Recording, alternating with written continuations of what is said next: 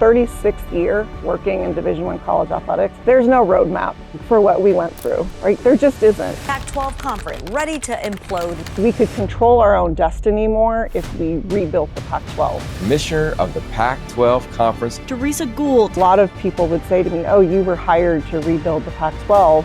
And my response would always be, no, I was hired to find a path forward for Oregon State and Washington State. They were relying on me to fight on their behalf.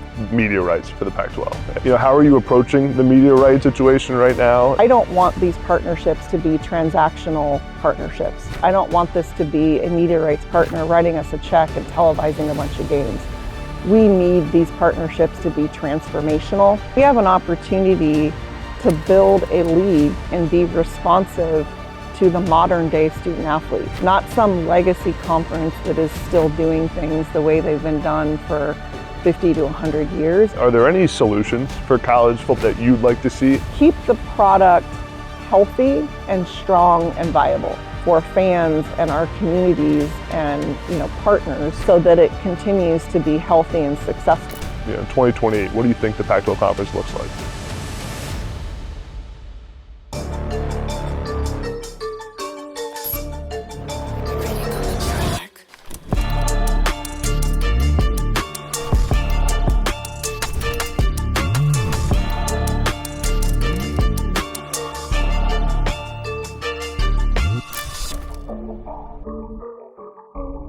What's up, guys? My next guest on the Next Up podcast is a transformational figure in sports business right now. Teresa Gould is the commissioner of the Pac-12 Conference and has completely revived the conference from literally the ashes. I thought it was dead for a minute to now back as a premier conference in college sports, has expanded and added a bunch of new schools, still has Washington State and Oregon State. She has done a terrific job as one of the only female commissioners in sports right now of leading this conference into new light. So you're going to hear candid, open conversation about what went wrong with the Pac-12, what went right now, the future of college football and college sports and revenue sharing, NIL. It's a great conversation. Before we get there, please like this podcast, subscribe, tell a friend about it, leave us a comment. All your support on social media, all your support in the comments allow me to do this podcast, travel the country, and have on amazing guests. Let's go talk to Teresa Gould.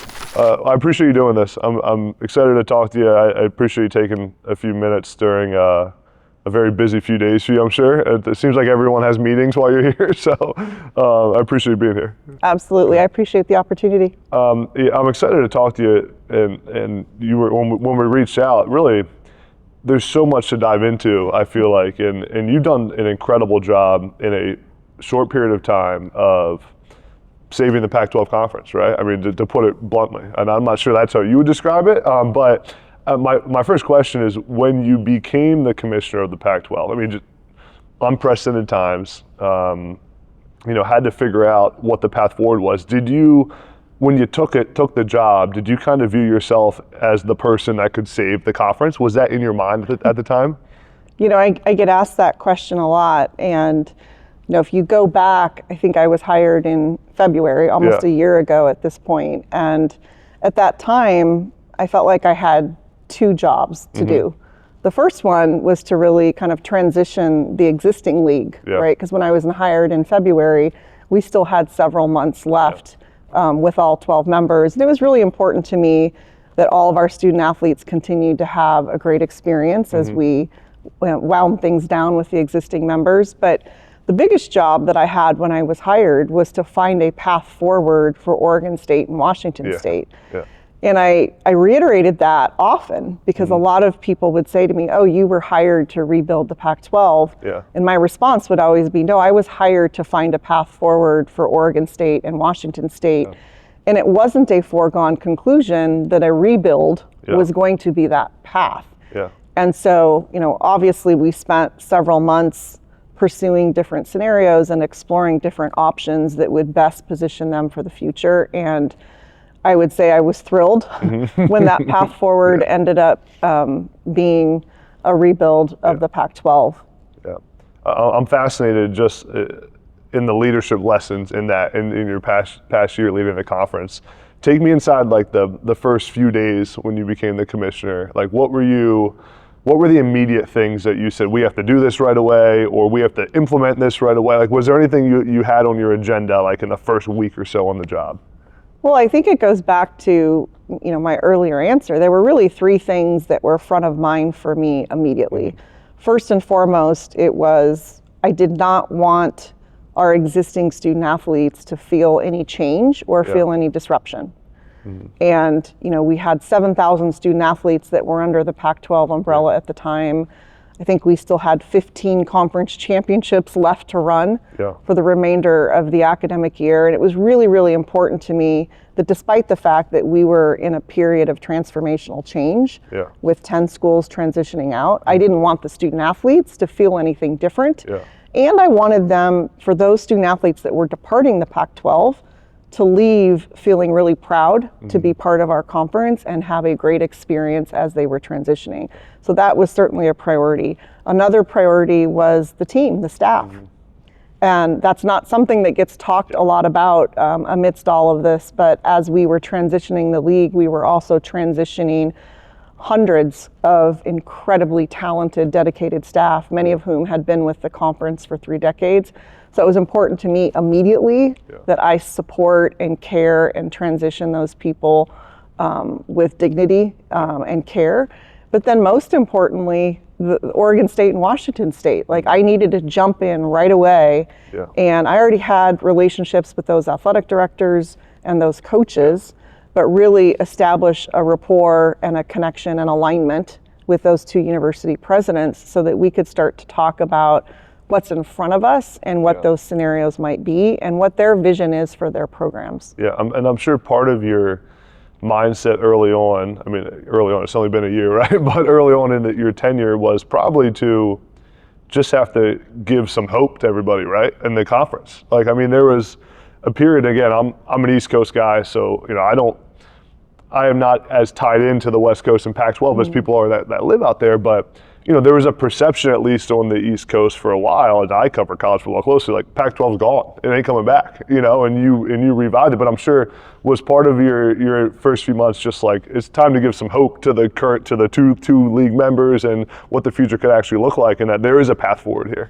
100%. And it was critically important that the presidents, the athletic directors, all of us together were aligned around what we wanted that future to look like, regardless of the fact that we didn't really know what path was going to pan out.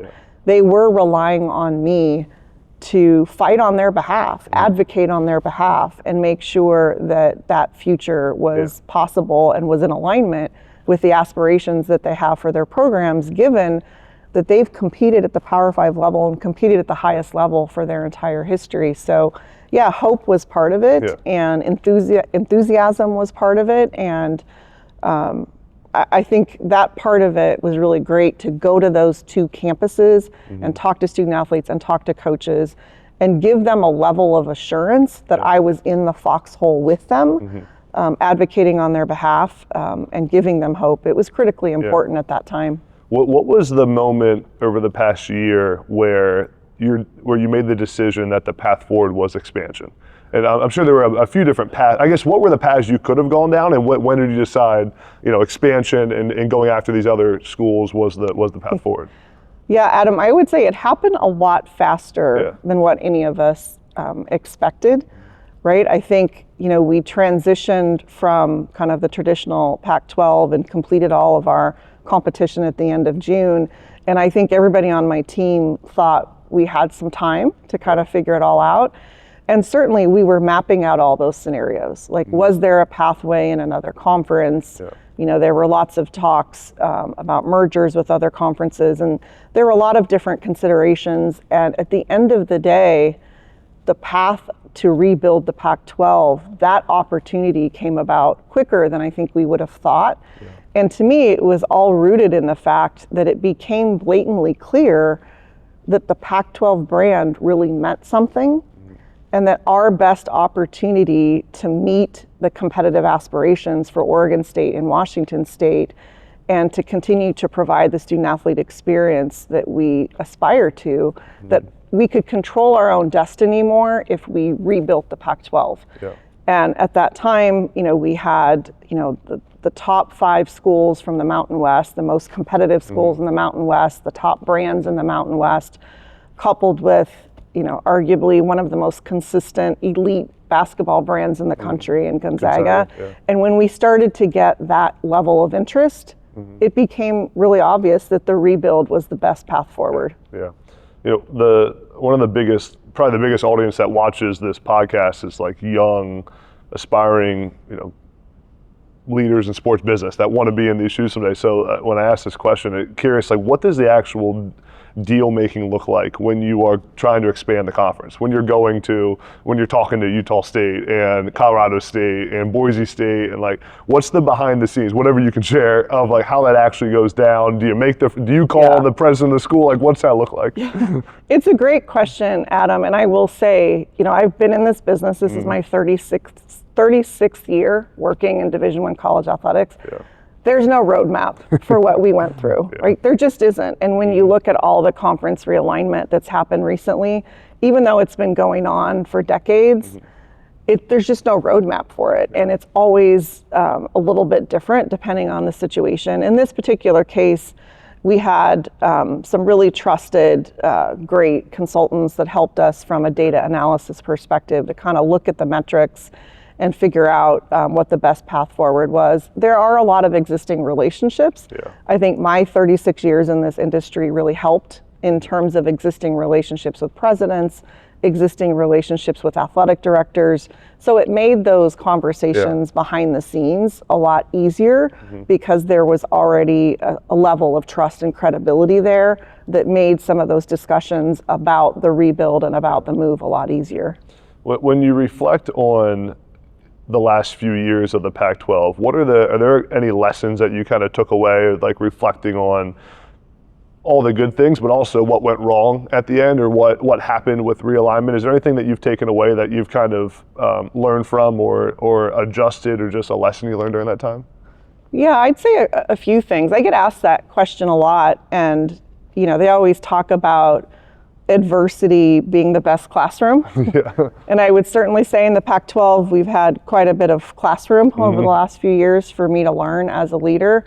I'd say a few of the things that I've learned are, number one, relationships still really matter.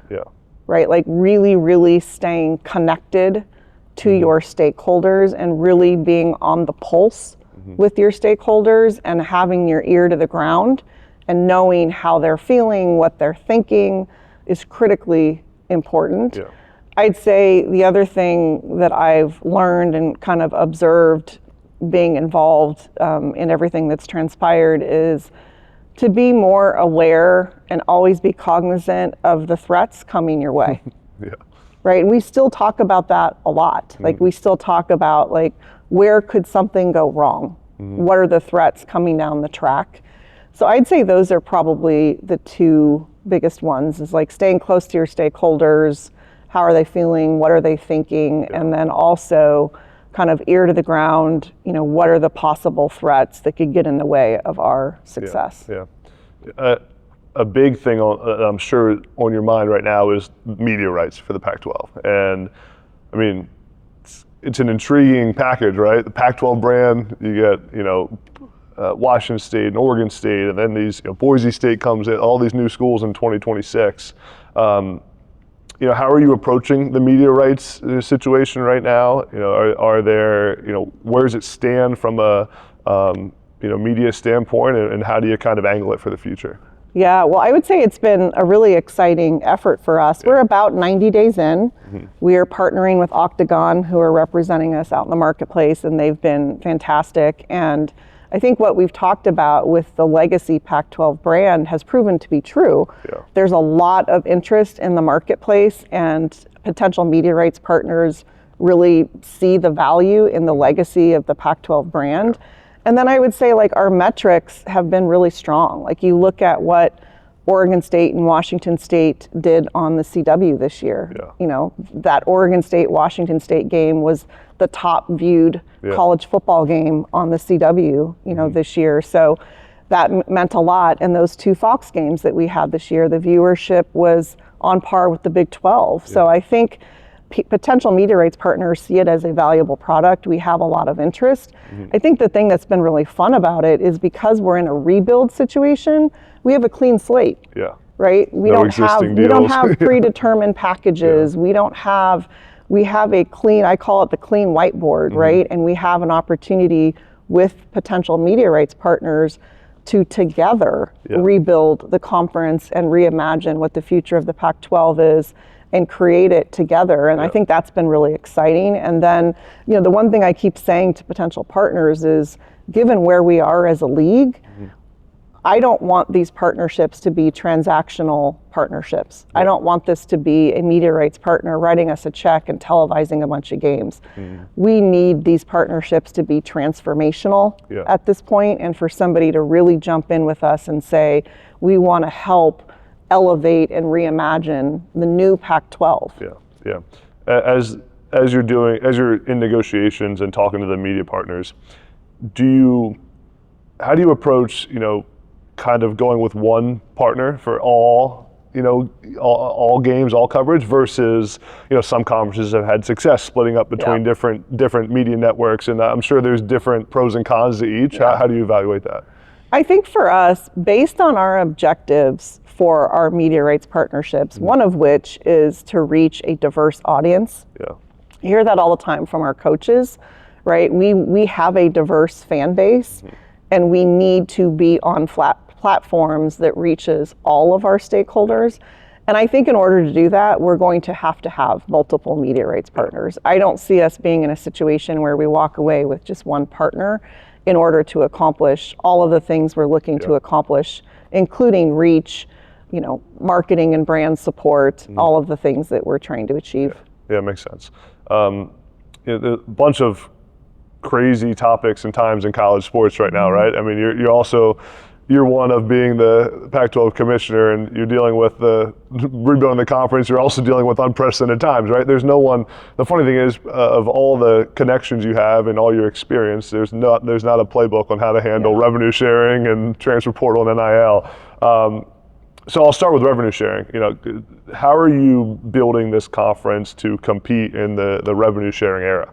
Yeah, well, I would say that I think one of the things that is exciting about this rebuild and the fact that we have this blank slate and we can make it whatever we want to make it because it's completely new, is we have an opportunity to build a league and be responsive to the modern day student athlete.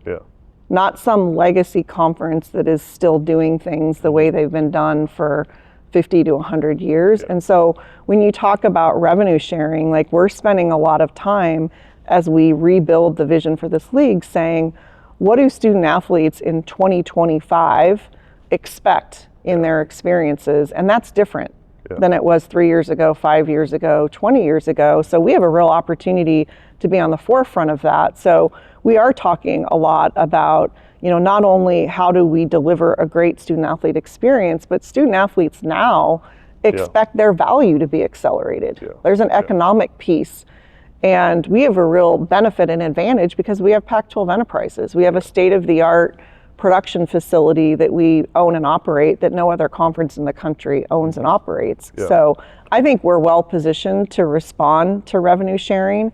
I think Pac-12 Enterprises, among other things, positions us well to look at new revenue streams, which are certainly going to be critical in terms of revenue sharing and supporting that economic piece for student athletes that they expect. You mentioned the production facility. One of the things I've been fascinated by, and just curious to hear your thoughts on the Pac-12 network. And I love the Pac-12 network because you got the Yogi Roth and all, and then the product and the quality was great. But from what I've heard in the media perspective, the Pac-12 network might have been part of the reason that the Pac-12, that what happened to the Pac-12 last year. So, how do you evaluate, the Pac-12 network? You were at the Pac-12 at the time, obviously, and the good, the bad, whatever. Did it have any effect into what ultimately happened?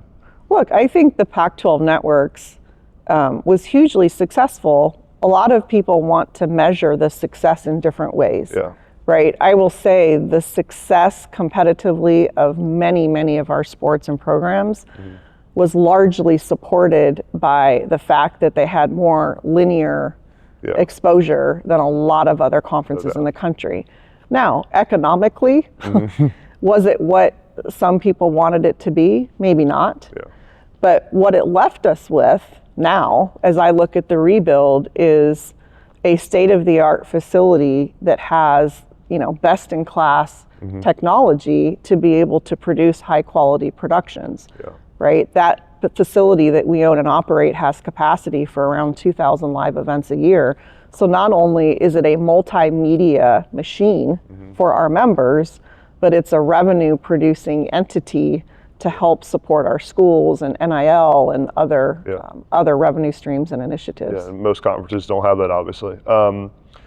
As someone who's seen so much of college athletics, are there any solutions for college football, or college athletics, I should say, that you'd like to see implemented? Are there any, the next few years, a lot of decisions are going to be made, I'm sure, about a lot of different things. Are there any specific solutions you've thought about? Look, I think there's certainly a lot of ideas and a lot of models out there. I'm going to be question, right? I'm going to be spending, the rest of my day to day, talking all things CFP with the CFP Management Committee and Board of Managers. And I think, I think what's important at this point in time is a couple of things. Number one, that we keep the product, and I know people don't like using that word all the time, but keep the product healthy and strong and viable. So today we're going to be talking about college football in our CFP meetings, and it's critically important that the products stay viable for fans and our communities and partners, so that it continues to be healthy and successful. What does that look like in 3 years, 5 years, 10 years? I don't know. Yeah. There's a lot of different models out there floating. I think it is our responsibility as leaders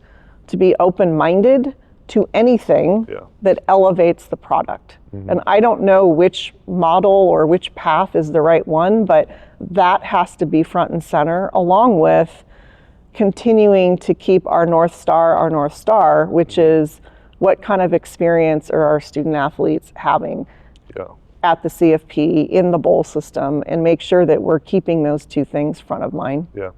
I mentioned how a lot of my viewership's young, hungry, coaches, want to be executives, administrators. What's a piece of advice you would have to anyone who's, young, that wants to make it to where you're at someday in the sports industry? Well, I think it's probably cliche, but I always say, you have to keep the main thing. You have to always stay really anchored and rooted in why you got into this business. And, Adam, you talked a lot about all of the changes going on, and people ask me a lot, since I've been in this business now for 36 years, how I'm adjusting to all of these changes. And my answer is always the same, which is the climate that we're working in, the marketplace we're in, what it looks like is different. However, the reason that we are here and the reason that I have a job hasn't changed. I am still here to serve student athletes and support student athletes and provide an experience, and that experience might look different and the conditions around them looks different, but you will get very, very worn out and frustrated in this business with all this crazy change if you don't anchor in that. And it might be a different motivation for other people, but whatever that is, just really, I tell people all the time, stay anchored in your why and your purpose, and it will make all the changing conditions around you less critical. A big part of your job now is putting a team around you too, right? Yeah. And how you, whether it be, people that have been at the Pac-12 for a while or hiring new people, what are the things you look for in talent that you're thinking about bringing onto your team at the Pac-12? I would say, first and foremost, the values piece of it is really important to me, having values alignment around their commitment to our mission and why we exist. And I always tell my team, we all have jobs because of these student athletes, and we should never forget that. But I always look for people that are complementary to my skill set. I've spent the majority of my career for 36 years in college athletics. And in this day and age, it's critical that I have people around me that took different paths So people from the private sector, people that maybe have more experience on the commercial side. But it's really important to me that on my team, we have values alignment, but then we have diversity of thought, diversity of experience, diversity of pathway, because I really believe that that will ultimately come up with the best work product if we have a bunch of people sitting around the table that have different experiences. One of the things I'm interested in, another kind of minutia of college athletics right now, question for you, is naming rights for conferences. We've seen a bunch of conferences go to market with naming rights possibilities. How have you evaluated that as a possible revenue driver? Yeah, we certainly are and will continue to evaluate that as a revenue path. And ultimately, as a leader, that's my responsibility, right? It takes resources to support the student-athlete experience, and given our competitive aspirations in this conference, where we expect to be a top 5 conference year in and year out, it's going to take resources. So we have to evaluate conference entitlement, and we will continue to do that. Yeah. Have you evaluated at all? I know you've evaluated everything, so I should reframe it.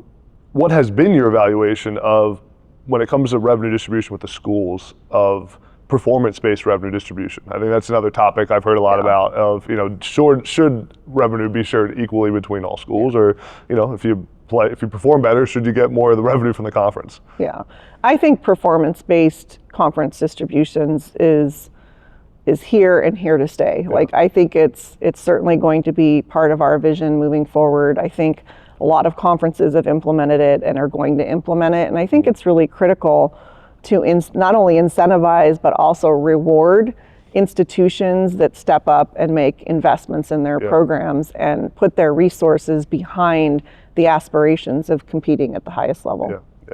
I talk a lot on this show about overcoming adversity. I've had it in my career, and everyone's had their moments of adversity. Looking back on your career in college athletics or life in general, what's a moment that you faced the most adversity, and how'd you overcome it? Big question, I know. I know there've been a lot, and there've been a lot in 36 years. But I have to say, I've never ever experienced anything like what I experienced, 2 years ago in the Pac-12. I often get asked, what it was like to be part of that and experience it. But it goes back to what I said earlier. So I had a front row seat and was part of observing what happened to this incredible 100-year conference. And I think how I overcame it was what I said earlier. I stayed focused on, why am I here? Who am I here to serve? And that didn't change. We used to have 7,000 student athletes. When the 10 schools departed, we were left with 1,000, but they still were counting on me to support and serve them. And that's what always gets me through adversity. And then also just remembering that ultimately your development and maturation as a leader, it requires adversity. That's, like I said earlier, it's the greatest classroom you can have, is going through some difficult thing and then learning from it and helping it develop you moving forward. I always talk about adversity with it's funny how things in the moment feel like big adversity, but you become the commissioner of the conference, in the moment you think it's really bad, right? So it's certainly, I think a lot of good can come from it for the conference and for you. 3 years from now, we're sitting here January 25, in 2028, what do you think the Pac-12 Conference looks like? Yeah, well, I would say what I want people to say about the Pac-12 Conference, if we fast forwarded, is I would want them to say that we were a forward-thinking, bold conference, that we were the conference that were willing to try things that other conferences would not be willing to try. Even in this media rights process, I'm often saying, what are the things that we could say yes to that nobody else has said yes to? I want us to be that forward thinking, out on the forefront, ahead of the curve in college athletics. I also expect competitively that we will have a team competing in the CFP every year, that we will have half plus our membership competing in the NCAA basketball tournament every year. So those are our competitive aspirations. Those are certainly our kind of value aspirations of being forward thinking. And of course, we want our student athletes to be representing the Pac-12 and have pride in that and be having a great experience on their campuses.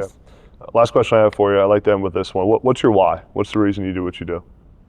Well, it goes back to the student athletes and the young people that I serve. And it's never been more profound to me than what I've gone through over the last year working with and supporting Oregon State and Washington State, where you have student athletes, 18, 19, and 20-year-olds that made a decision to go to a university campus to pursue their dreams of competing at the highest level and getting a degree. And there's nothing more powerful, as you know firsthand, than what that can provide for a young person in terms of their future. And that's why I do what I do, and that's the greatest reward of this career. Yeah. Well, I appreciate taking the time. It's been fun to see how you have completely revived the Pac-12 Conference, and excited to see what the future looks like. So I appreciate you taking the time. Absolutely. I appreciate the opportunity. Thank you so much. Next up.